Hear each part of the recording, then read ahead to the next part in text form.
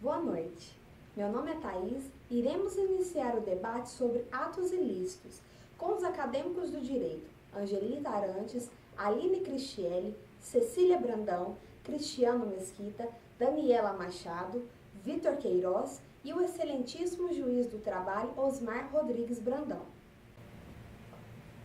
Atos ilícitos são atos contrários ao ordenamento jurídico. E conforme a Maria Helena Diniz, ato ilícito é o praticado culposamente em desacordo com a norma jurídica destinada a proteger interesses alheios.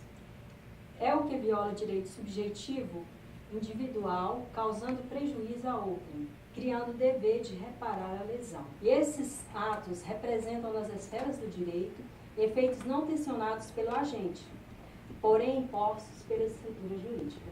De fato, Cecília, o direito como um todo, ele trata da conduta humana. O direito civil, na parte da responsabilidade civil, vai tratar dos atos humanos que se caracterizam como ilícitos, no sentido geral, por serem contrários ao ordenamento jurídico como um todo. E, de fato, para que haja também a obrigação de reparar, é preciso que esse ato seja voluntário ou culposo, que a pessoa haja com negligência ou imprudência e que também daí resulte um dano, para que daí ocorra o dever de reparar. Existem alguns pressupostos para a configuração desses atos, relação de causalidade e ocorrência do dano. Diante disso, se torna necessário abordar também alguns elementos, que sem os quais o ato ilícito não existe conduta pessoal. A conduta humana pode ser pessoal. De fato, Cristiano, o direito como um todo, trata da conduta humana. E dentro do direito civil, na parte de responsabilidade civil,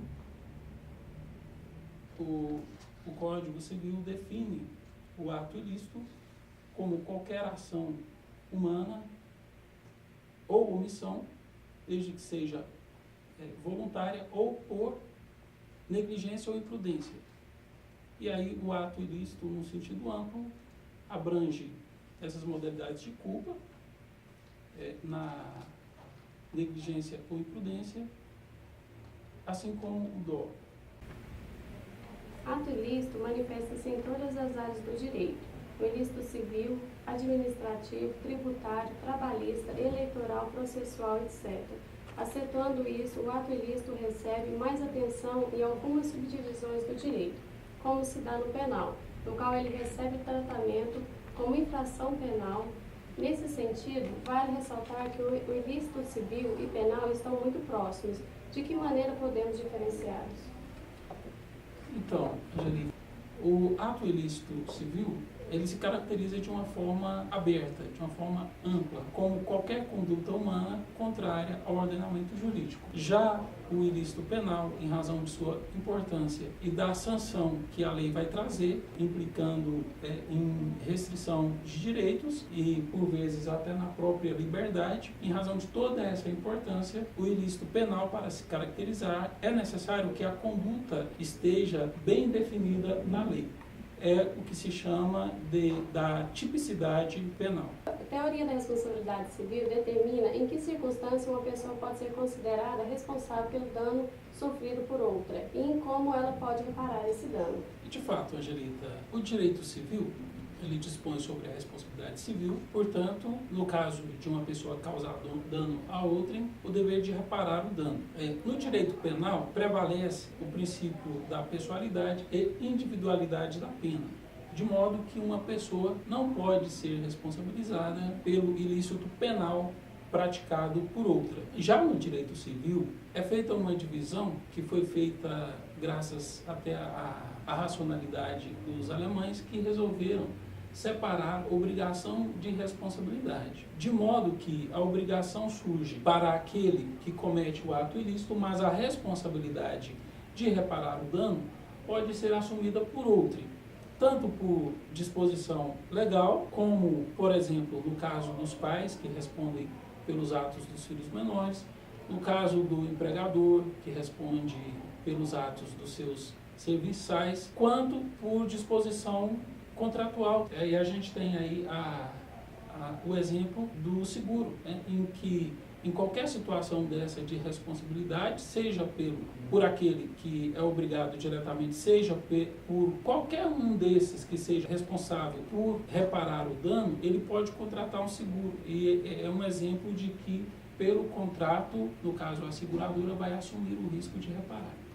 Nós temos a responsabilidade subjetiva, que é com culpa, e a objetiva, que ela não precisa provar nem culpa nem dolo, como institui o parágrafo 1º do artigo 927 do Código Civil.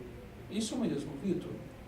No direito, no ordenamento jurídico, ainda prevalece a regra da responsabilidade subjetiva, ou seja, de que a pessoa é obrigada a reparar o dano apenas naquele caso em que ela agir com culpa, no sentido geral, culpa ou dolo. E o Código Civil novo, inovando, mas também encampando já uma boa corrente da jurisprudência, veio a dispor que, para determinadas situações, quando tiver uma previsão específica na lei, ou, de maneira geral, quando a atividade desenvolvida pelo agente, ela, por sua natureza, implicar risco de causar dano, nesses casos, vai haver a responsabilidade de reparar o dano, mesmo que a conduta não seja culposa. Moral seria o dano que não se enquadra no patrimonial, podendo causar quanto na pessoa física ou quanto na jurídica. Já o dano estético vai se restringir à pessoa física, naturalmente, né? E assim como houve, em certo tempo, uma dificuldade de se admitir o dano moral separado do dano patrimonial, do dano material, há hoje em dia, e essa questão está superada, né, de se admitir o dano exclusivamente moral, já com previsão expressa agora desde a Constituição de 88 e no Código Civil desde o Código Civil de 2002. Né? Já com relação ao dano estético, ainda ocorre certa discussão, mas também a jurisprudência, em sua maioria, já prevalece no sentido de admitir o dano meramente estético e a qualquer pessoa, né? Sendo que até pouco tempo ainda se discutia também se precisava ser aquela pessoa que lida com a sua imagem, como no caso dos modelos, por exemplo. Não, hoje já se admite o dano estético também separado do dano moral, e como eu diria uma subespécie do dano moral, e até diria mais, que na verdade o dano estético ele tem uma previsão na própria Constituição quando trata da proteção à imagem da pessoa. Claro. E tem um patrimonial também, é o dano emergente, que seria um efeito danoso, direto e imediato de um ato considerado ilícito, que equivale à perda efetivamente sofrida. Exatamente. O dano patrimonial como eu disse, havia a dificuldade de se reconhecer o dano exclusivamente moral, então o dano patrimonial ou material é o dano clássico. E exatamente por se definir como a perda ou decréscimo de um patrimônio, para sua caracterização se exige a prova, a demonstração desse dano. Diferentemente do dano moral, em que não há a falar na prova do dano em si, mas apenas do fato que o gerou. Nesse sentido, hoje, é a jurisprudência predominante também como um todo. E para finalizar, os excludentes da ilicitude. Artigo 188 do Código Civil não constitui atos ilícitos. Inciso 1º. Praticado em legítima defesa ou no exercício regular de um direito reconhecido. Inciso 2º.